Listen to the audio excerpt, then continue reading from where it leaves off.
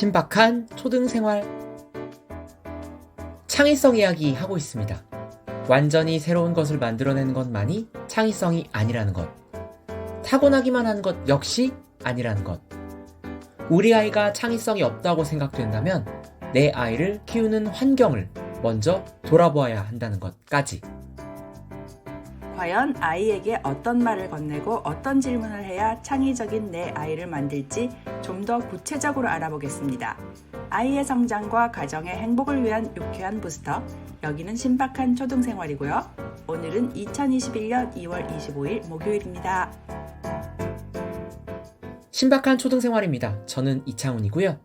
지난 목요일에 이어서 창의성에 대해 많은 이야기를 해주시기 위해 경희대학교 이상민 교수님을 다시 모셨습니다.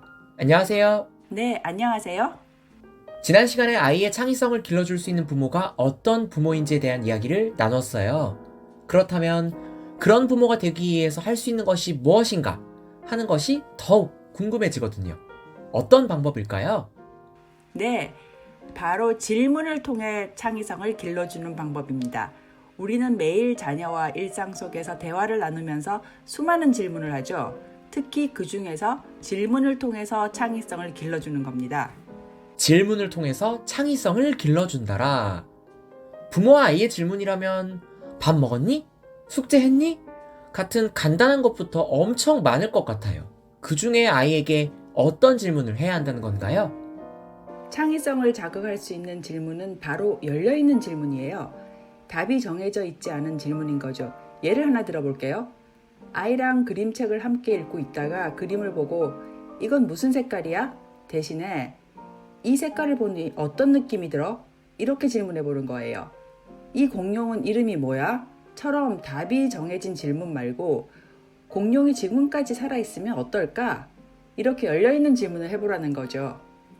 답이 정해져 있지 않는 열려있는 질문이라 아이들의 상상력을 자극할 수 있을 것 같아요. 현실에 있지 않은 상황을 가정해서 이렇게 되면 어떨까 하고 아이들에게 질문하는 거네요. 맞아요. 그리고 이미 알고 있는 것을 다르게 보도록 하는 질문을 하는 방법이 있어요. 우리가 잘 알고 있는 동화나 영화의 상황을 바꿔본다던가 우리가 자주 사용하는 물건을 다르게 사용하는 방법을 생각해 보는 거죠. 신데렐라의 새언니들은 왕자님을 만난 신데렐라를 보고 무슨 생각을 했을까? 의자는 우리가 앉아있는 거 말고 다른 용도로 쓸 수 없을까? 이런 질문들이에요. 흔히들 질문하고 답하는 것을 바꾸어 살짝 비틀어주는 거죠. 좋은 것 같아요. 우리가 보통 대화를 할 때에는 흔히 답이 있는 것, 당연한 것을 묻고 대답하니까 창의적으로 머리를 써야 하는 경우가 별로 없잖아요.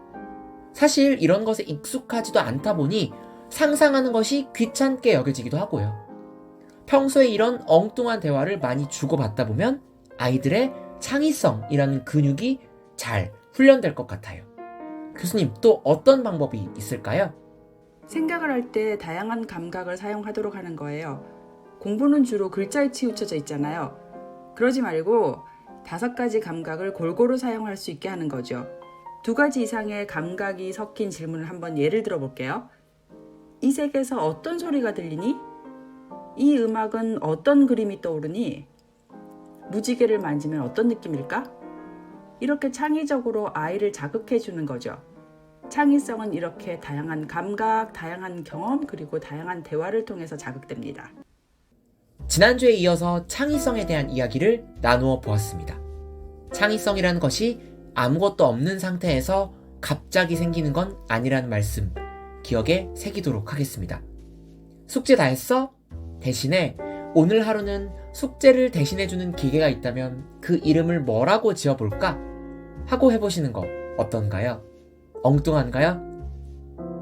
일상을 비튼 질문과 아이의 머릿속을 풍부하게 하는 다양한 경험을 제공해주세요. 지금까지 신박한 초등생활이었습니다.